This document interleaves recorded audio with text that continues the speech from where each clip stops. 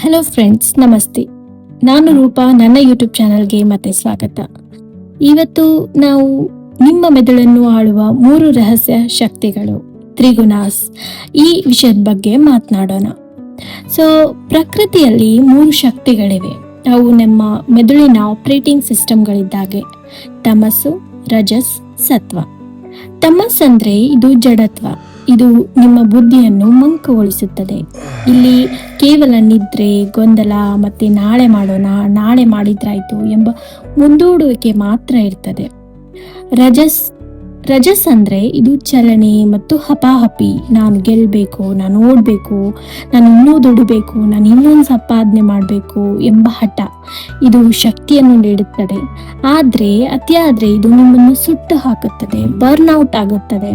ಯಾಕಂದ್ರೆ ಇಲ್ಲಿ ನೆಮ್ಮದಿ ಇರಲ್ಲ. ಇಲ್ಲಿ ಇನ್ನೂ ಬೇಕು, ಇನ್ನೂ ಮಾಡಬೇಕು ಅನ್ನೋ ಹಪಾಪಿ ಇರುತ್ತದೆ. ಇನ್ನು ಸತ್ವ ಇದು ಸ್ಪಷ್ಟತೆ. ಇಲ್ಲಿ ಮನಸ್ಸು ಶಾಂತವಾಗಿರ್ತದೆ, ನಿರ್ಧಾರಗಳು ಸರಿಯಾಗಿ ಇರುತ್ತದೆ, ಮನಸ್ಸು ಪ್ರಶಾಂತವಾಗಿರ್ತದೆ. ಯಾವುದೇ ಗುಣ ಕೆಟ್ಟದ್ದಲ್ಲ, ಪ್ರತಿಯೊಂದಕ್ಕೂ ಅದರದೇ ಆದ ಕೆಲಸ ಇದೆ. ಫಾರ್ ಎಕ್ಸಾಂಪಲ್, ರಾತ್ರಿ ಗಾಢವಾಗಿ ನಿದ್ರಿಸಲು ನಮಗೆ ತಮಸ್ಸು ಬೇಕೇ ಬೇಕು. ಜೀವನದಲ್ಲಿ ಗುರಿ ತಲುಪಲು, ಕೆಲಸ ಮುಗಿಸಲು, ಏನಾದರೂ ಸಾಧನೆ ಮಾಡಬೇಕು ಅಂದ್ರೆ ರಜಸ್ಸು ಬೇಕೇ ಬೇಕು.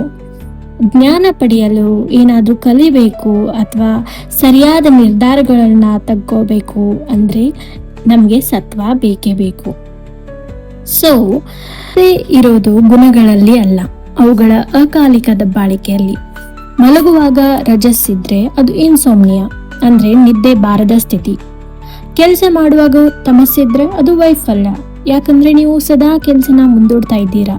ನಾಳೆ ಮಾಡಿದ್ರೆ ಆಯ್ತು, ಲೋ ಮೋಟಿವೇಶನ್ ಇರುತ್ತೆ, ಕೆಲಸ ಆಗಲ್ಲ. ಹಾಗಾದ್ರೆ ಗುಣಗಳನ್ನ ಅರ್ಥ ಮಾಡ್ಕೊಂಡಾಗ ನಾವು ನಮ್ಮ ಅನುಕೂಲಕ್ಕೆ ತಕ್ಕಂತೆ ಒಂದ್ ಗುಣದಿಂದ ಇನ್ನೊಂದು ಗುಣಕ್ಕೆ ಶಿಫ್ಟ್ ಮಾಡ್ಬೋದು. ಆದ್ರಿಂದ ಗುಣಗಳನ್ನ ಅರ್ಥ ಮಾಡ್ಕೊಳ್ಳೋದು, ನಾವು ಯಾವ ಗುಣದ ದಬ್ಬಾಳಿಕೆಯಲ್ಲಿದ್ದೀವಿ, ಯಾವ ಗುಣ ನಮ್ಮನ್ನ ಈಗ ಡಾಮಿನೇಟ್ ಮಾಡ್ತಾ ಇದೆ ಅಂತ ಅರ್ಥ ಮಾಡ್ಕೊಂಡಾಗ ಶಿಫ್ಟ್ ಮಾಡೋದ್ರಲ್ಲಿ ಸುಲಭ ಆಗುತ್ತೆ. ನಮ್ಮಲ್ಲಿ ಹೆಚ್ಚಿನವರು ಮಾಡುವ ದೊಡ್ಡ ತಪ್ಪು, ತುಂಬಾ ಬೋರ್ ಆಗಿದ್ದಾಗ ಅಥವಾ ತಮೋಗುಣದಲ್ಲಿದ್ದಾಗ ನಾವು ನೇರವಾಗಿ ಧ್ಯಾನ ಮಾಡಲು, ಮೆಡಿಟೇಷನ್ ಮಾಡಲು ಹೋಗುತ್ತೇವೆ. ಆಗ ಏನಾಗ್ತದೆ, ನೀವು ಧ್ಯಾನದಲ್ಲಿ ನಿದ್ರಿಸುತ್ತೀರಿ. ನೆನ್ಪಿಡಿ, ತಮಸ್ನಿಂದ ನೇರವಾಗಿ ಸತ್ವಕ್ಕೆ ಹೋಗಲು ಸಾಧ್ಯವಿಲ್ಲ. ತಮಸ್ ಎನ್ನುವುದು ಒಂದು ಗಡ್ಡೆ ಕಟ್ಟಿದ ಮಂಜುಗಡ್ಡೆ. ಅದು ನೇರವಾಗಿ ಆವಿಯಾಗಲು ಸಾಧ್ಯವಿಲ್ಲ. ಅದು ಮೊದಲು ಕರಗಿ ನೀರಾಗಬೇಕು, ಅಂದ್ರೆ ರಜಸ್. ನಂತರವಷ್ಟೇ ಆವಿಯಾಗಲು ಸಾಧ್ಯ, ಅಂದ್ರೆ ಸತ್ವ. ಆದ್ದರಿಂದ ನೀವು ತುಂಬಾ ಸೋಮಾರಿಯಾಗಿದ್ದಾಗ ಶಾಂತವಾಗಲು ಪ್ರಯತ್ನಿಸಬೇಡಿ. ಬದಲಾಗಿ ರಜಸ್ಸನ್ನು ಆಹ್ವಾನಿಸಿ. ಎದ್ದು ಓಡಿ, ವ್ಯಾಯಾಮ ಮಾಡಿ, ಸ್ವಲ್ಪ ವಾಕ್ ಮಾಡಿ, ಅಥವಾ ಒಂದೇನಾದ್ರೂ ಕೆಲಸ ಮಾಡಲು ಕೈ ಹಾಕಿ. ಮೈ ಕಾದ ನಂತರವಷ್ಟೇ ಮನಸ್ಸು ಶಾಂತವಾಗಲು ಸಾಧ್ಯ. ಇದು ನೀವು ವಾರ್ಮ್ ಅಪ್ ಮಾಡ್ತೀರಲ್ವಾ, ಏನಾದ್ರೂ ಮಾಡೋಕ್ಕಿಂತ ಮೊದಲು ಅಷ್ಟೇ. ಹಾಗಾದ್ರೆ ತಮಸ್ಸು ನಿಮ್ಮನ್ನ ಸಂಪೂರ್ಣವಾಗಿ ಆವರಿಸಿದಾಗ ಏನ್ ಮಾಡ್ಬೇಕು? ಅಲ್ಲಿ ಮೋಟಿವೇಶನ್ ಕೆಲಸ ಮಾಡೋದಿಲ್ಲ. ಅಲ್ಲಿ ನೀವು ಮಾಡ್ಬೇಕಿರೋದು ಇಷ್ಟೇ: 1, ಶಾಕ್ ದ ಸಿಸ್ಟಮ್. ಮುಖಕ್ಕೆ ತಣ್ಣೀರು ಹಚ್ಕೊಳ್ಳಿ ಅಥವಾ 10 ಬಾರಿ ಜೋರಾಗಿ ಉಸಿರಾಡಿ. ಇದು ನಿಮ್ಮ ನರಮಂಡಲಕ್ಕೆ ಎಚ್ಚರವಾಗು ಎಂಬ ಸಂದೇಶ ನೀಡುತ್ತದೆ. 2ನೇದು, ದ 5 ಸೆಕೆಂಡ್ ರೂಲ್.